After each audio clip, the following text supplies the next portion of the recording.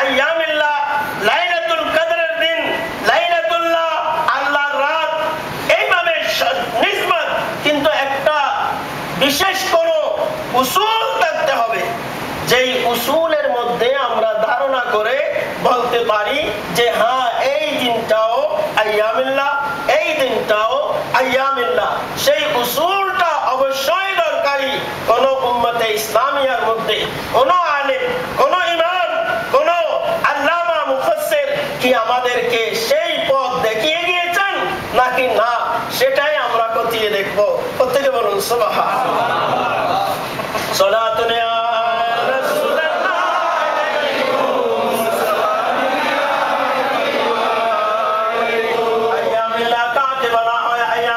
কিভাবে চিনব, কিভাবে আমরা জানবো আইয়ামিল্লাহ কি, আল্লাহর দিন কাকে বলে কিভাবে জানবো?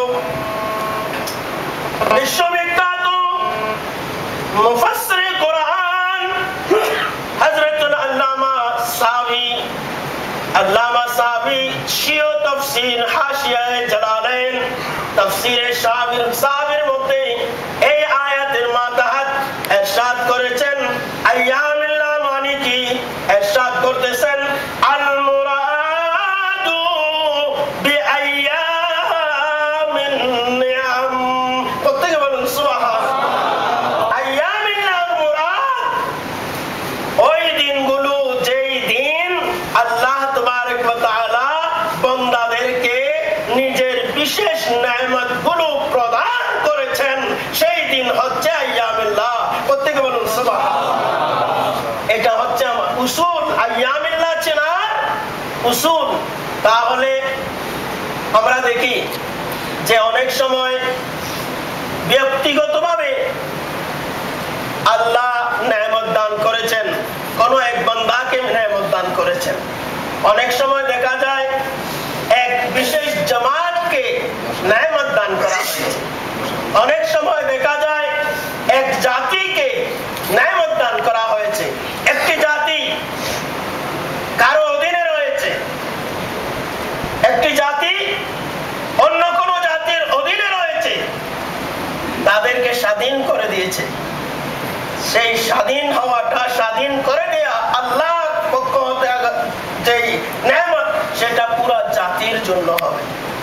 একজন ব্যক্তি জেলের মধ্যে রয়েছে, পুরা জাতি না, জামাত না, একজন ব্যক্তি শুধু জেলের মধ্যে রয়েছে, তাকে আল্লাহ তাবারক ওয়া তাআলা মেহেরবানি করেছেন, কয়েদখানা হতে, জেল হতে সে বাহিরে চলে এসেছে, ছাড় পেয়েছে। তাহলে সেই দিনটা আর কারোর জন্য না, কিন্তু তার জন্য আইয়ামিল্লাহ। প্রত্যেকে বলুন সুবহানাল্লাহ। জামাতের উপর যদি হয় তাহলে সেই জামাতের জন্য সেই দিন হবে আইয়ামিল্লাহ। জাতির জন্য হলে সেই দিন জাতির জন্য হবে আইয়ামিল্লাহ। সারা কায়নাতের জন্য হলে কায়নাতের জন্য হবে। যেমন আমার বন্ধু নুরুল আফসার তাইয়্যিবী ইরশাদ করেছেন, কোরআনে মাজিদ ফুরকানে হামিদে ইরশাদ হয়েছে, লাকাদ মান্নাল্লাহু আলাল মুমিনিনা ইয বা'সা ফীহিম রাসূলা। রাহমাতুল লিল আলামিন আমার নবী কাফেরের জন্য, মুশরিকের জন্য, হিন্দুর জন্য, বৌদ্ধের জন্য, খ্রিস্টানের জন্য, প্রত্যেকের জন্য। কিন্তু আল্লাহ তাবারক ওয়া তাআলা বলেন যে আমার নবী রহমত সবার জন্য, কিন্তু আমি বিশেষভাবে নেয়ামত হিসাবে দান করেছি, আমি ইহসানে আযীম করেছি। কার উপরে? মুমিনদের উপর। প্রত্যেকে বলুন সুবহানাল্লাহ। তাহলে সবাই, সমস্ত মুমিনদের জন্য বলা হচ্ছে। এখানে কোনো কাফের নাই। আমার কথা বুঝে আসতেছে? কোনো কাফের নাই, কোনো কাফের উপকৃত হয় নাই, রহমত পাচ্ছে। কিন্তু এই যে আয়াত, এই আয়াতের মধ্যে যে নেয়ামতের কথা উল্লেখ করা হচ্ছে, সেই নেয়ামত কাফেরের জন্য নয়, মুশরিকের জন্য নয়, হিন্দুর জন্য নয়, বৌদ্ধর জন্য নয়, ঈসাইয়ের জন্য নয়, ইহুদির জন্য নয়, মজুসের জন্য নয়, শিয়ার জন্য নয়, ওয়াহাবির জন্য নয়, মওদুদির জন্য নয়, খারিজের জন্য নয়, কাফরা হাফিজের জন্য নয়, কোন কাদিয়া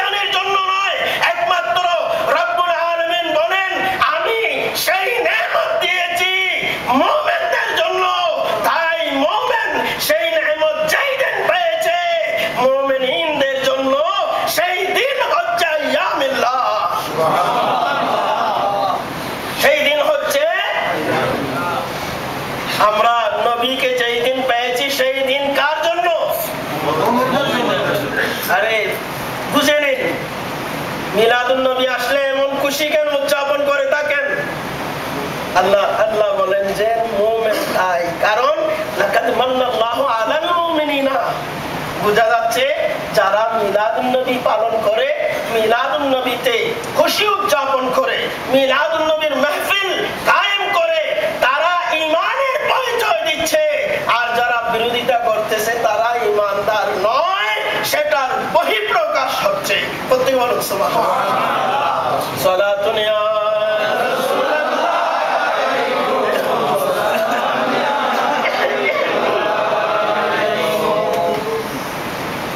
এটা তো আমার বক্তব্য আপনারা শুনলেন। এই হিসাবে বোঝা যাচ্ছে মিলাদুন নবীর দিন কি আইয়ামিল্লাহ, মিলাদুন নবীর দিন কি আইয়ামিল্লাহ। উসুলের মধ্যে রয়েছে, বড় আল্লামা আমার সামনে আসুক, আমি বুঝিয়ে দেব কিভাবে আমরা আইয়ামিল্লাহর মধ্যে ঈদে মিলাদুন নবীকে শামিল করেছি।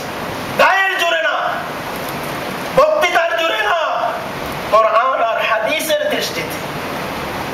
একটা প্রশ্ন আসে, ঠিক আছে আমরা তো বুঝে নিচ্ছি এই ধরনের, কিন্তু বাস্তবই কি আল্লাহর দরবারে এই দিনটার গুরুত্ব আছে নাকি না, সেটা আমাদের জানতে হবে। প্রত্যেক বলুন সুবহানাল্লাহ।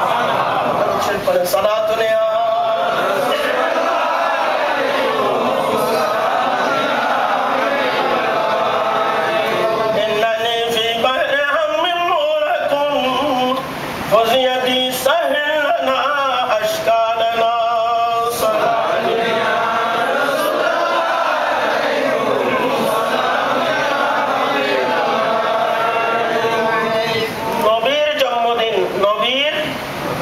জন্মদিন শুধু এক নবীর জন্মদিন নয়, আম্বিয়ায়ে কেরামের জন্মদিন, আম্বিয়ায়ে কেরামের জন্মের দিন।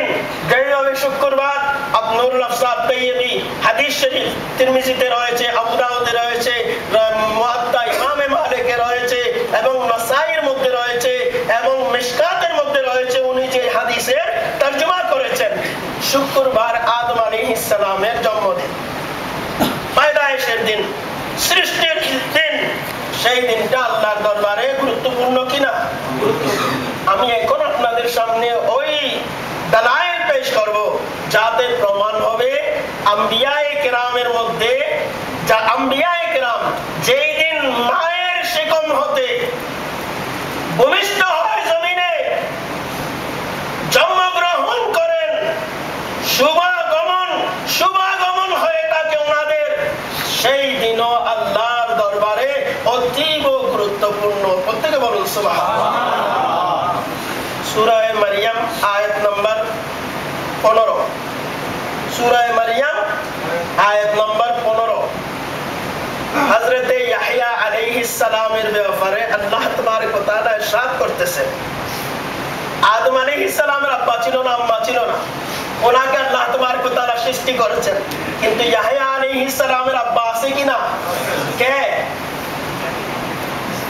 হযরতে জাকারিয়া।